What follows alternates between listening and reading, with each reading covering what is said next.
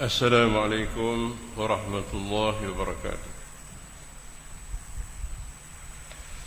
الحمد لله نحمده ونستعينه ونستهديه ونستغفره ونعوذ بالله من شرور أنفسنا ومن سيئات أعمالنا. من يهده الله فلا مضل له ومن يضلل فلا هادي له. فإن أصدق الحديث كتاب الله وخير الهدي هدي محمد صلى الله عليه وسلم وشر الأمور محدثاتها وكل محدثة بدعة وكل بدعة ضلالة وكل ضلالة في النار. اللهم فقهنا في الدين وعلمنا التأويل. InsyaAllah kita malam ni sambung ayat surah Yusuf. Kita sambung ayat 16, 17 dan 18 ya. Bagi yang ada buku boleh buka, itulah tafsiran dia, muka surat 56 Jadi kita akan baca dulu beberapa ayat, bermula daripada ayat 16 ayat 15, 16 dan 17. A'udzu billahi minasy syaithanir rajim. بسم الله الرحمن الرحيم. فلما ذهبوا به وأجمعوا أن يجعلوه في غيابة الجب وأوحينا إليه لتنبئنهم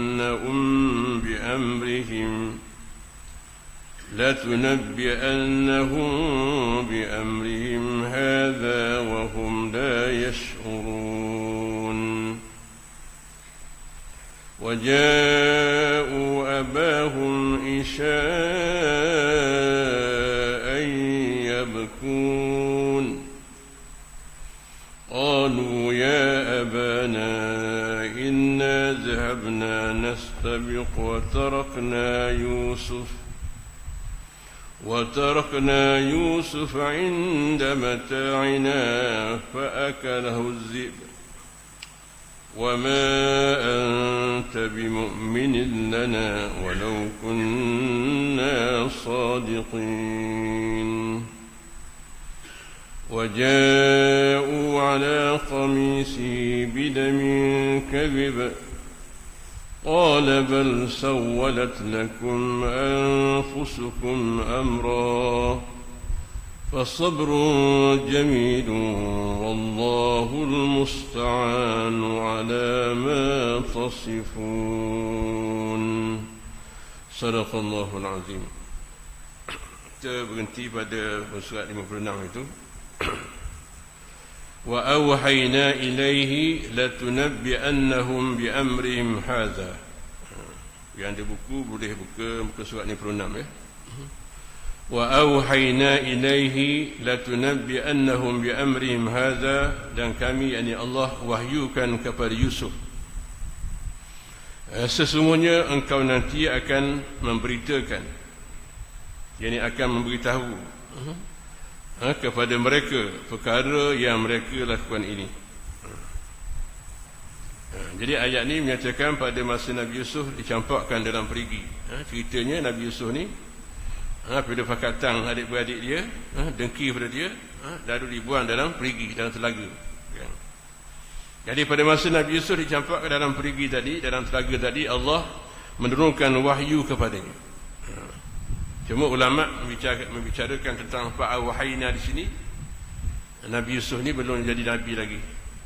Jadi perkataan awha di situ bukan makna wahyu, tetapi dengan makna Allah ilhamkan. Sebab nabi ni apabila dia dilantik menjadi nabi, barulah dia diwahyukan. Jadi perkataan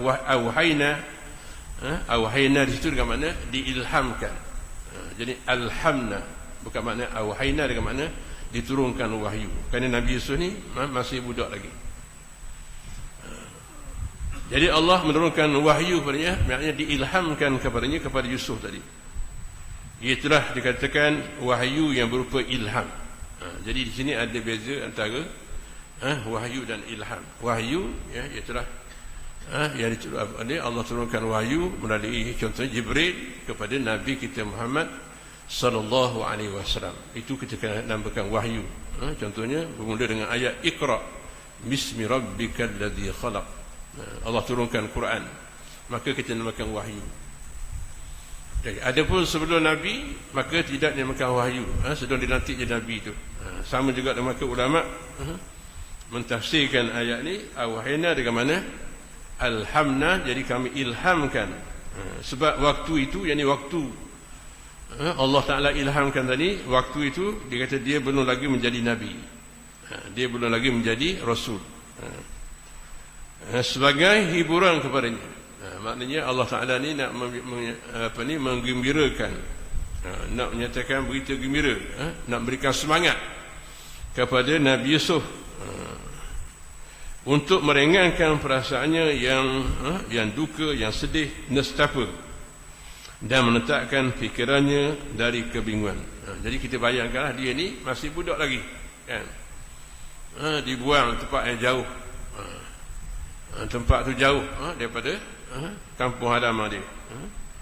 Maka dia tadi dihiburkan kerana ditinggalkan seorang diri dalam perigi yang gelap gelita, agar hilang ketakutan yang seolah-olah maksud kandungan wahyu itu. Janganlah engkau bersusah payah, jangan engkau bersusah hati kerana dizalimi atau dianiaya oleh saudara-saudaramu. Percayalah pada satu masa akan datang. Allah Ta'ala memberikan ayat ni, maknanya soalannya ayat ni memberi berita gembira kepada Nabi Yusuf AS. Ingat, pada masa akan datang, latunabbi'annahum bi'amrihim hadza, kamu akan berita gembira. Kataan latunabbi'annahum, kataan naba'a, yang ba'u makna naba' ni makna berita. Kalau kita tengok TV Arab tu dipanggil naba'. Naba' tu mana? Dengan makna berita. Latunabbi'annahum, jadi kami akan memberitakan, kami akan memberitahu pada masa akan datang. Inilah dikatakan antara mukjizat Al-Quran, kan? Quran ni maksudnya apa? Quran dikatakan naba'u ma qablakum wa khabarum ma ba'dakum, kan? Sebab pada satu hari Rasulullah beritahu kepada Sayyidina Ali, ala innaha satakunu fitnatun mal makhraju minha ya Rasulullah, qala kitabullah fihi naba'u ma qablakum wa khabarum ma ba'dakum. Rasulullah beritahu kepada Sayyidina Ali, ya Ali, kalau kamu hidup, kalau kamu panjang umur, kamu akan sempat hidup zaman yang penuh dengan fitnah dan ujian, macam-macam ujian, kan? Jadi pada masa itu Sayyidina Ali kata kepada Rasulullah, man makhraju minha ya Rasulullah, apa jalan keluar ya Rasulullah? Qala kitabullah, kita kena pegang pada Al-Quran. Maknanya kita orang Islam, Allah Ta'ala kurniakan kita mukjizat maknawi. Mana mukjizat maknawi ialah mukjizat Quran. Di sana ada mukjizat hissi. Mukjizat hissi macam Nabi Musa tu tungkak jadi ular, tu boleh. Mukjizat hissi, contohnya Rasulullah SAW, air keluar daripada jari Rasulullah, itu mukjizat hissi, mukjizat yang kita boleh nampak, kan? Al-Quran merupakan mukjizat maknawi. Mukjizat maknawi apa? Quran itu menjadi panduan kepada kita, kan? Yang mana Quran ni dia beri hidayah. Kita tidak boleh rasa betul, tapi kita boleh merasai melalui apa? Melalui mata hati kita. Itu disebut hidayah. Kerana hidayah ni adalah perkara yang berhubungan dengan maknawi, perkara yang tak nampak, kan? Itu dia panggil mukjizat maknawi. Jadi Quran merupakan mukjizat maknawi yang Allah Ta'ala kurniakan kepada umat Nabi Muhammad SAW. Apa kelebihannya? Naba'u ma qablakum. Apa makna naba'un? Makna berita yang akan berlaku selepas ini. Quran ni diberitahu kita bukan berita hak dulu, hak belum berlaku zaman Nabi. Bahkan Quran tu menceritakan naba'u ma qablakum, berita yang sebelum kamu, wa khabarum ma ba'dakum, dan berita selepas kamu, apa yang akan berlaku nanti, kan? Itu hebatnya Quran. Jadi perkataan la tunabbi'annahum bi amrihim hadza, mereka nanti akan kami ceritakan, kami akan dedahkan. Hak dia buat perangai buruk mu ni, dia pakak adik-beradik dia, pakak apa ni, pakak semua sekalinya buangmu dalam telaga ni, nanti satu hari nanti kamu akan cerita kepada mereka. La tunabbi'annahum bi amrihim hadza. Maka percayalah bahawa suatu masa kelak engkau akan dapat berjumpa lagi dengan mereka. Jadi Allah Ta'ala ni beritahu kepada Nabi Yusuf ni, beri berita gembira, kan? Sebab tu Quran ni dia menjadi berita gembira kepada Nabi kita Muhammad, dan juga Allah Ta'ala memberikan semangat, memberi berita gembira kepada Nabi-Nabi dan Rasul-Rasul sebelum itu. Kenapa? Kerana Nabi-Nabi ni apabila mereka membawa dakwah, tidak ada yang ramai ikut, tak ramai ikut, kan? Sebab itulah satu ketika apabila Nabi kita Muhammad ni dia dibawa dalam peristiwa Isra dan Mi'raj, Nabi ditunjukkan oleh Jibril. Jibril kata, tengok tu, di ufuk sana umat yang ramai. Jadi Nabi Muhammad SAW apabila tengok ramai orang ni, dia sekiranya ataupun dia menyangka bahawa umat Nabi Muhammad telah ramai. Dia kata itu umat Nabi Musa AS. Umat Nabi Musa ramai, kan? Kemudian Rasulullah SAW ditunjukkan lagi di ufuk satu lagi yang lebih ramai daripada umat Nabi Musa. Umat Nabi Muhammad ni paling ramai sekali. Umat Nabi Muhammad ni paling ramai sekali. Kita lah, kita umat Nabi Muhammad sallallahu alaihi wasallam. Di sana ada Nabi yang berjalan seorang, di belakang dia 3 orang. Ada Nabi yang berjalan seorang, di belakang dia ada 3 orang, ada 10 orang. Ada Nabi berjalan seorang, mana Nabi berjalan seorang, di belakang dia ada seorang. Ada Nabi yang berjalan seorang-seorang ni. Ini menunjukkan bahawa maknanya Allah Ta'ala utuskan Nabi-Nabi sebelum tu, maknanya macam-macam, berbagai-bagai rintangan dan ujian.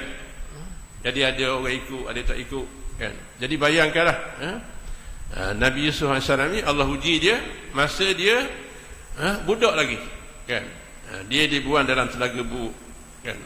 Tapi Allah Ta'ala nak menggembirakan Nabi Yusuf, ingat, percayalah pada suatu masa kelak engkau akan dapat berjumpa lagi dengan mereka, dan engkau ceritakan balik kepada mereka apa yang mereka lakukan kepadamu. Nanti lepas ni boleh cerita, dan akan engkau beri balasan kekejaman mereka. Wahum la yash'urun, ketika mereka tidak menyedarinya. Yakni ketika itu mereka tidak menyedari bahawa engkau adalah Yusuf, dan telah lupa apa yang mereka telah lakukan, kerana segala-galanya telah berubah pada saat mereka tidak kenal lagi kepadamu. Jadi ingat, ingat satu masa nanti, di mana satu masa nanti kamu akan berlakunya peristiwa besar, iaitu peristiwa di mana kamu akan mendedahkan pakatan buruk mereka kepada kamu pada satu masa nanti. Waja'u abahum isya'an yabkun, dan mereka datang kepada bapa mereka pada waktu senja dengan menangis.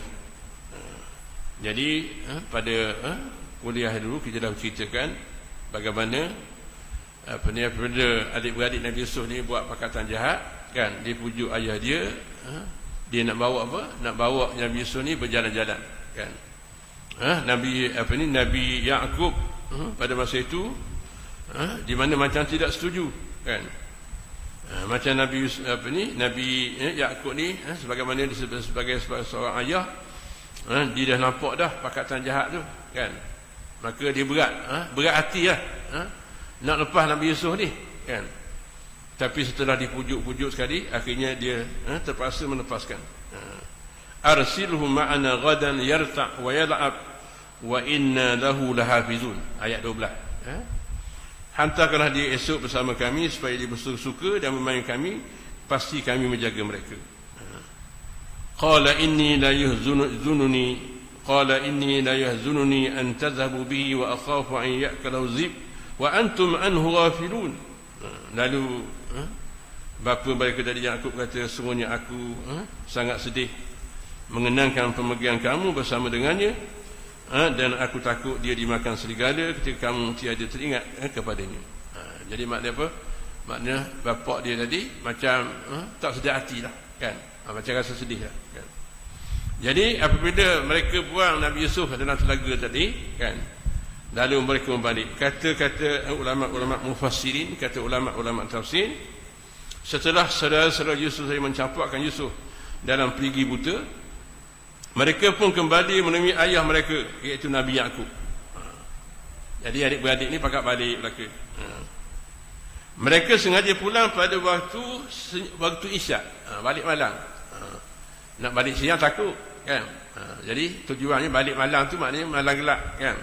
Ayah tidur dah, kan. Mudah sikit, nak lepas diri. Jadi balik tu balik apa? Balik waktu malam. Wajau abahum isya'an. Jadi perkataan isya' ni, ya. Isya'an ni dalam ayat ni. Sebab tu kata solatul isya', sembahyang malam, kan. Maghrib terbenam matahari, isyak sembahyang malam.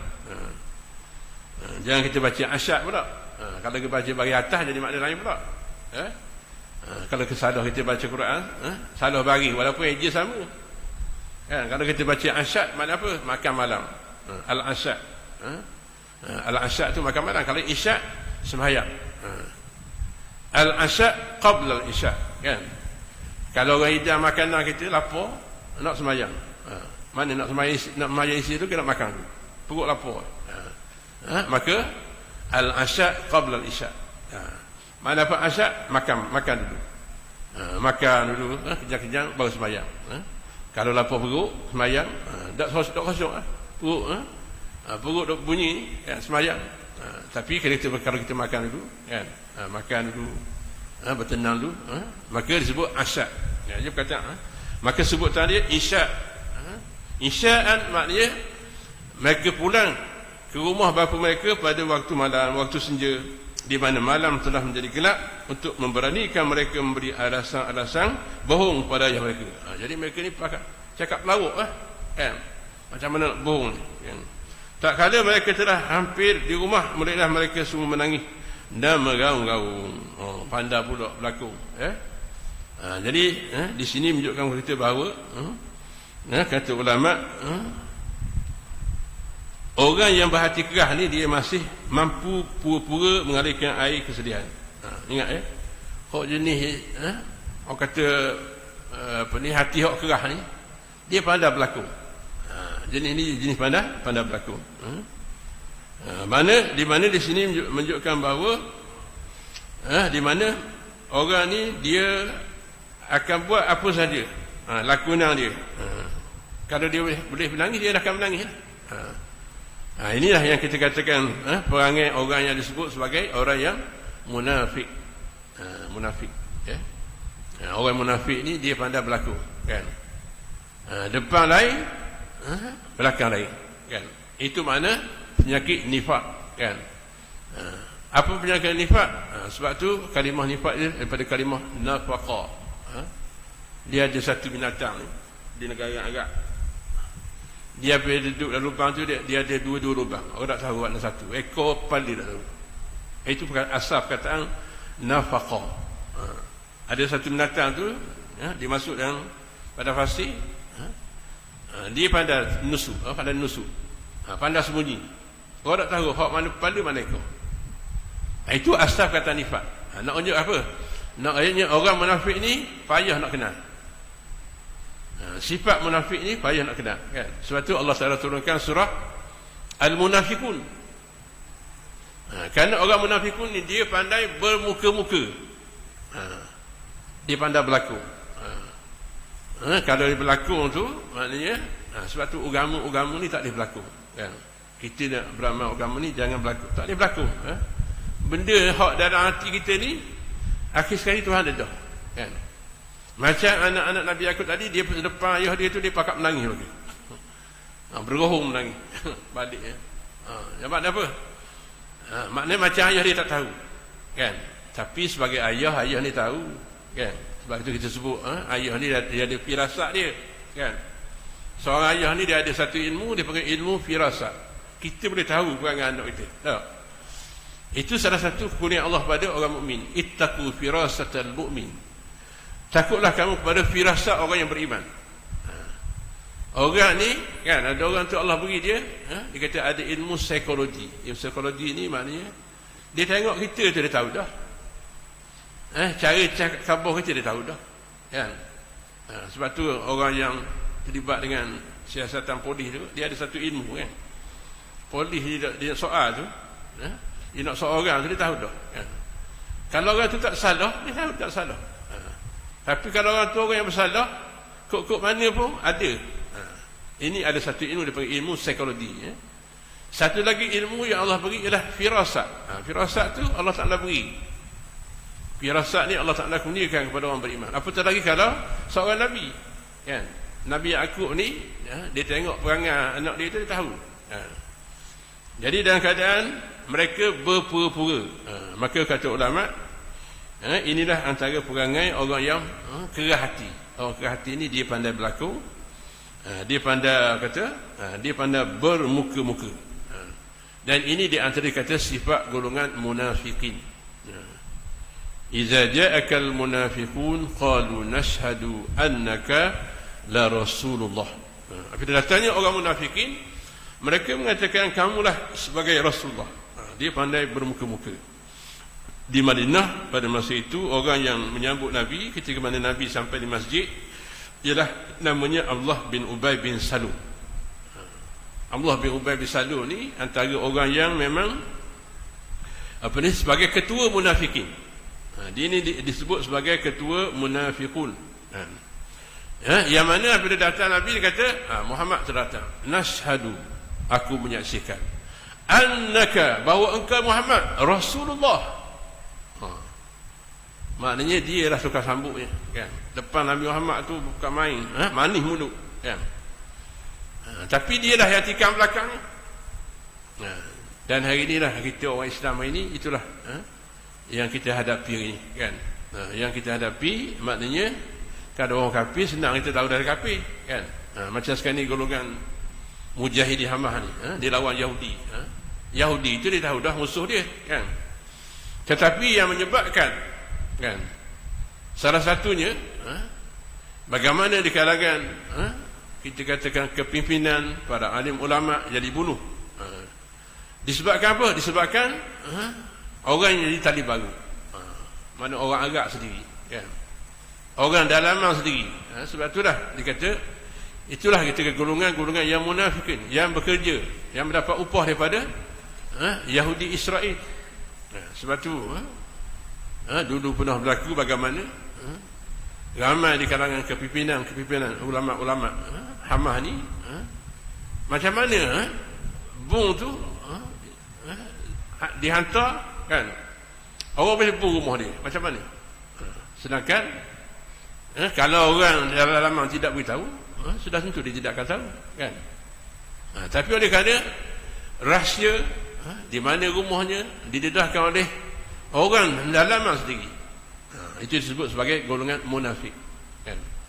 Yang mendapat upah, yang menjadi tadi baru pada Yahudi Zionis ni, maka dialah yang menjadikan apa?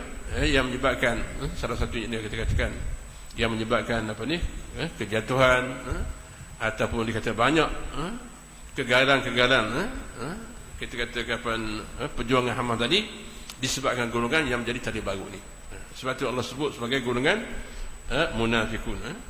Maka dalam Al-Quran Allah sebut berapa sifat-sifat golongan munafikun. Kalau kita lihat kepada Al-Quranul Karim, maka yang pertama kata, kalau kita nak kenal orang munafik tadi, pertama adalah melalui percakapan mereka. Mereka ni adalah orang yang bermuka-muka. Wa minan nasi man yu'jibuka qawluhu fil hayatid dunya. Ada di kalangan manusia tadi, kalau kamu dengar dia bercakap, kamu rasa hebat dia. Yu'jibuka qawluhu fil hayatid dunya. Mereka ni kalau dalam bab bercakapnya lebih daripada orang lagi lah, pandai bercakap, kan? Jadi apa dia bercakap tu ni, orang kagum dia. Tetapi dia kata hati dia wa huwa aladdul khisam, dia sangat bermusuh, dia sangat benci kepada Islam. Jadi Allah sebut pertama ialah golongan munafikun itu ialah di kalangan orang-orang yang orang-orang yang percakapannya hebat, dan mereka tadi bermuka-muka, kan? Sebab tu adalah mereka bertemu orang beriman, wa idza laqul ladzina amanu qalu amanna wa idza khalau ila syayatinihim qalu inna ma'akum innama nahnu mustahzi'un. Apabila bertemu dengan orang beriman, kami bersama kamu. Sebaliknya apabila mereka bertemu dengan orang kafir, wa idza khalau ila syayatinihim qalu inna ma'akum, kami bersama kamu. Jadi itu antara peranan golongan munafikun. Sebab tu kita lihat antara lain dalam sejarah berlakunya peperangan Ahzab, kan? Dalam peperangan Ahzab ni ada 3 kumpulan yang menyertai peperangan Ahzab. Apa makna Ahzab? Ahzab ialah peperangan yang melibatkan 3 parti, 3 kumpulan, komponen yang bergabung untuk menghancurkan kerajaan Islam Madinah. Mereka terdiri daripada golongan musyrikun, golongan Yahudi dan golongan munafikun. Jadi kita kata 3 golongan bergabung dan mereka cuba untuk menyerang kota Madinah. Jadi alhamdulillah pada masa itu antara pandangan Salman Al-Farisi untuk berhadapan dengan 3 kumpulan ni, 3 kumpulan yang menjadi tunggak ketenteraan pada masa itu, di mana mereka dikatakan hampir 10,000 orang. Lalu Salman Farisi mencadang kepada Rasulullah, beginilah untuk mempertahankan kota Madinah ni, kami cadangkan supaya kamu gali pagi. Disebut Khandaq. Jadi peperangan Ahzab ni kita namakan juga sebagai peperangan Ahzab atau peperangan Khandaq. Khandaq mana pagi, di mana pagi yang digali ini merupakan strategi yang dilakukan oleh tentera Parsi. Jadi Salman ni daripada Parsi, di mana antara kejayaan, antara kehebatan strategi tentera Parsi pada masa itu ialah apabila mereka berperang, mereka gali pagi. Jadi Salman Farisi kata kepada Rasulullah, kita gali pagi. Jadi digali pagi. Maka sebab itulah kita sebut Khandaq, kan? Mana Khandaq? Khandaq itu adalah makna pagi. Kemudian dalam masa sama apabila mereka tentera-tentera Ahzab tadi, mereka berkubu di luar kota Madinah kerana adanya pagi tadi, mereka tak dapat masuk tu ke Madinah. Pada masa itulah baginda Nabi SAW berdoa, Allahumma ya munzilal kitab wa ya mujriyas sahab wa ya hadiban ahzab ihzimhum wansurna alaihim. Sebab itulah kita doa kepada saudara-saudara kita di Gaza, di Palestin, dengan doa yang didoakan oleh baginda Nabi kita Muhammad sallallahu alaihi wasallam. Allahumma ya munzilal kitab, wahai Tuhan yang menurunkan akan Alkitab, yang Al-Quran, wa ya mujriyas sahab, wahai Tuhan yang menjalankan awan, wa ya hazimal ahzab, dan Tuhan yang mengalahkan tentera Ahzab, ihzimhum, kalahkan mereka, wansurna alaihim, dan menangkan kami ke atas mereka. Di mana doa ini di antara doa yang akhirnya Allah Ta'ala hantar tentera dia. Tentera dia yang terdiri daripada apa? Daripada kalangan para malaikat. Bukan malaikatnya, Allah tidak hantar malaikat, kan? Allah hantar tentera disebut sebagai anginnya, angin ribut.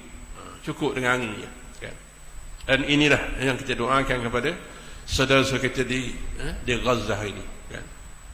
Allah Ta'ala membantu mereka.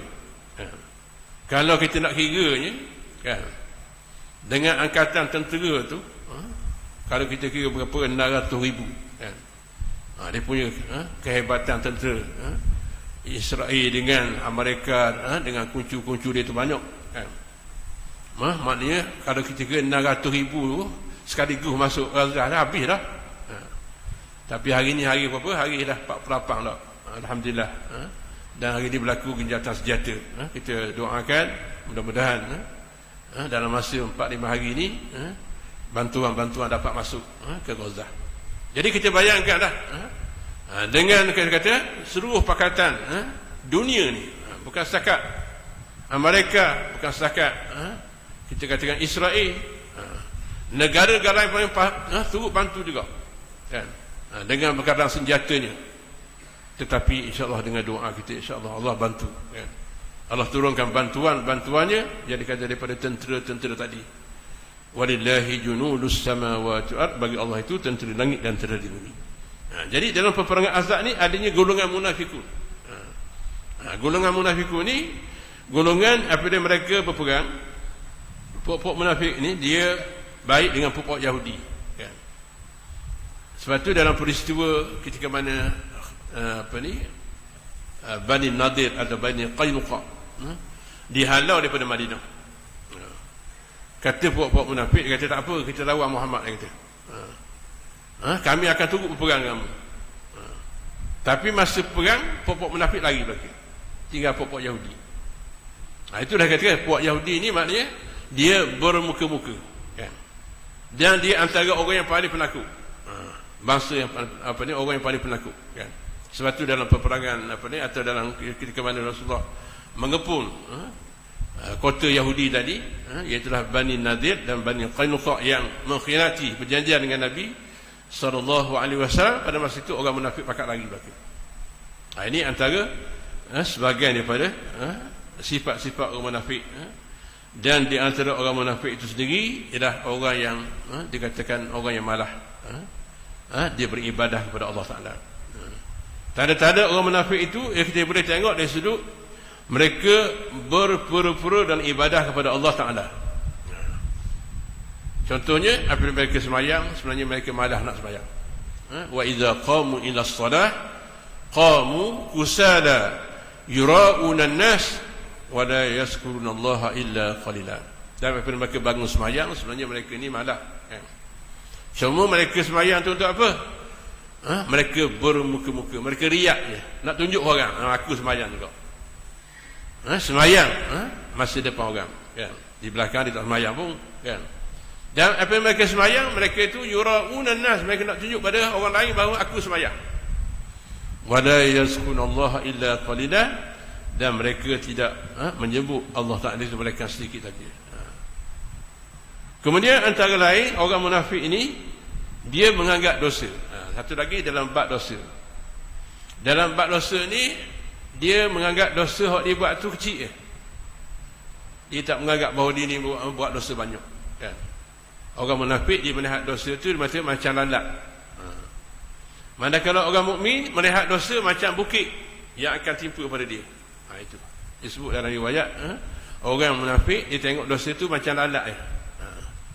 Dia tak berasa apa dia buat dosa. Maknanya dia rasa macam dia diri tidak berdosa. Itu sifat orang munafik. Adapun orang mukmin, orang mukmin ni adalah orang mukmin yang sentiasa melihat pada dirinya banyak dosa. Itulah dia kata perbezaan antara orang orang munafik dan orang yang beriman kepada Allah Subhanahu wa taala. Itu sebahagian daripada sifat-sifat tadi, daripada pengajaran ayat yang kita baca ni, yang mana anak-anak Nabi Yaqub tadi mereka berpura-pura, mereka bermuka-muka. Tak kala mereka telah hampir ke rumah, mereka semua menangis dan meraung-raung.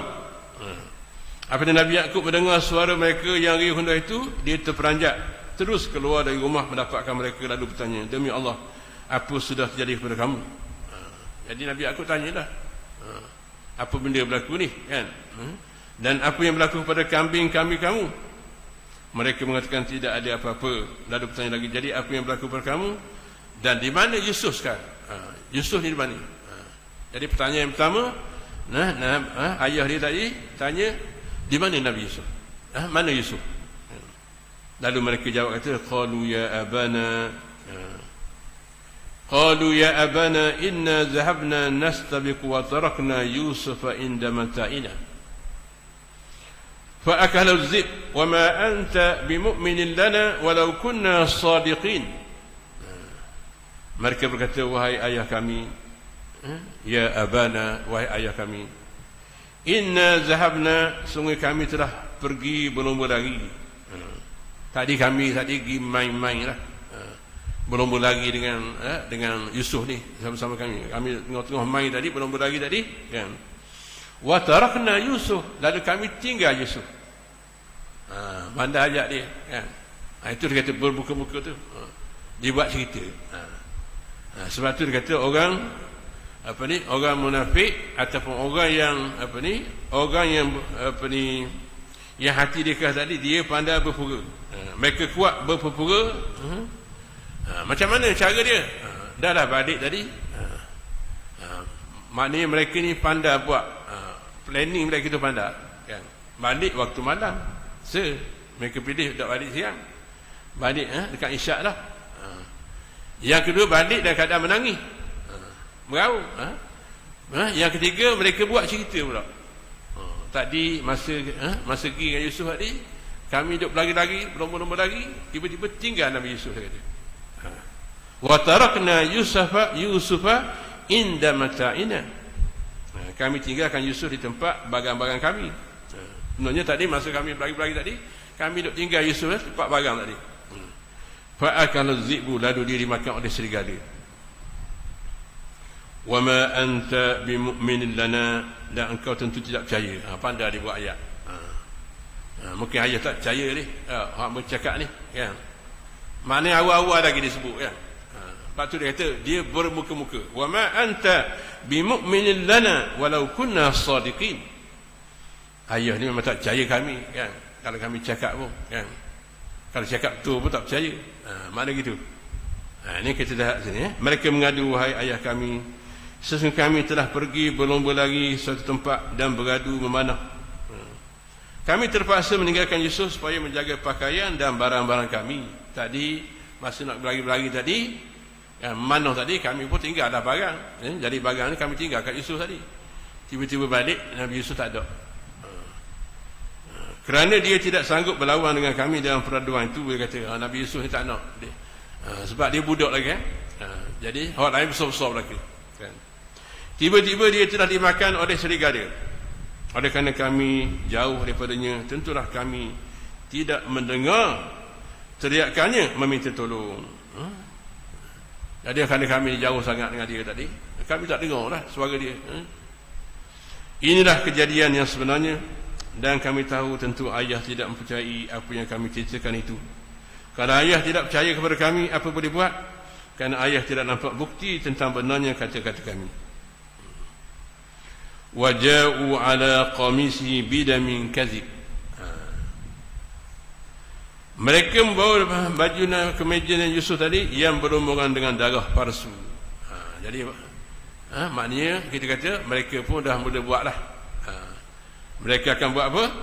Mereka akan buat berbagai-bagai kita kata strategi. Dan mereka akan buat berbagai-bagai fakta, berbagai-bagai cara, supaya apa? Supaya Nabi Yaqub tadi percaya di atas perbuatan mereka. Ini juga antara sifat ya. Sifat kita kata antara orang-orang yang tentera-tentera Israel kan. Apabila dia dia menyerang hospital, dia bunuh hospital kan. Atas alasan apa? Dia kata di bawah hospital Syifa tu ada kubu Hamas. Jadi hospital mana ada kubu kan. Akhirnya dia korek semi. Dikorek semi hospital tu. Dikorek-korek semi hospital, macam-macam dia buat lah. Macam ada terowong. Dalam hak dia buat tu, orang Allah nak dedahkan, orang ternampak. Maknanya benda tu orang kata sebagai apa? Sebagai benda hak palsu. Gambar sebenar tidak begitu kan. Jadi sama saja cerita ni ya. Cerita kita baca ke Nabi Yusuf ni akhirnya mereka apa? Mereka bawa baju yang berlubungan darah. Yang mana mereka telah menyembelih seekor kambing. Kata Ibn Abbas bahawasanya mereka tadi, adik-beradik Nabi Yusuf tadi sembelih kambing, lalu darahnya mereka lomorkan ke atas baju Nabi Yusuf. Ambil darah kambing itu letak pada baju Nabi Yusuf. Kemudian mereka membawa baju itu dan menunjukkan kepada Nabi Yaqub sebagai bukti. Mengikut ceritanya mereka hanya melomori baju kemeja Nabi Yusuf dengan darah dan tidak perlu mengoyak-ngoyakkannya. Nak nipu tapi tak pandai. Maknanya kalau dia koyak baju tu ada hal sikit ya. Dan kalau serigala kekoh makan, mesti ada bekas baju tu kan, cari kan. Tapi peliknya baju balik-balik ada darah je ada. Jadi situ maknanya pelok hak dia buat tu tak betul lah kan. Macam hak berlaku dia. Sebab tu kita tengok kan. Sebab tu melalui media-media ni, YouTube pun Pok-pok dia banyak kat buat tu, kan? Sebab tu kita kena jangan mudah percaya juga, kan? Kadang-kadang hak dia buat, kan? Contohnya dia buat video, dia kata apa ni? Hamas bunuh orang tua, bunuh wanita, bunuh budak-budak, kan? Debung. Padahal dia pun, kan? Itu macam-macam cara, macam-macam cara, kan? Sedangkan golongan Hamas, mereka tahu bersama mereka ada tawanan wanita-wanita, dilayan dengan baik, kan? Dilayan dengan baik, diberi makanan, diberi tempat tinggal, kan? Kemudian ada pertukaran pula, kan? Maknanya mereka tawang, mereka tidak apa-apa, kan? Mereka kalau tengok orang puang, orang tua, budak-budak, kan? Ada mak yang masih lagi menyusukan anak-anak, dia jaga molek, kan? Dan akhirnya dilepaskan balik. Sebab tu ada video-video, kita tengok orang tawanan-tawanan ni menceritakan pula kebaikan Hamas, kan? Tadi kalau kita tengok tadi, tentera Yaman ni dia boleh tawang kapal, kapal yang nak bawa bantuan ke Israel itu, kan? Dibawa ke pelabuhan Yaman, kan? Dan kita tengok bagaimana tentera Yaman ni, kan, beri layanan. Dia kata kami tidak akan apa-apakan. Maknanya apa? Maknanya dia rampas tadi, dia hanya sekat saja. Dia tidak seksa, kan? Bahkan dia kata diberi tawaran pula kepada kita kata pilot, pada kru kapal tu, kata apa saja kamu nak, kami akan bagi. Kami layan kamu dengan baik. Itulah yang kita kata perbezaan antara tentera Islam dengan tentera kafir. Jadi alhamdulillah, mungkin apa yang berlaku tu serumpanya dunia dapat lihat, kan? Hari ini kita tengok apa yang berlaku, kekejaman Israel kepada anak-anak, membunuh kanak-kanak, membunuh orang tua-tua tadi, kan? Mendapat satu liputan di barat, dan ada orang barat ni berfikir pula macam mana ketinggian kesabaran orang-orang di Gaza ni, tinggi sabar dia, walaupun rumah hancur, mereka masih lagi mendiami tempat tadi.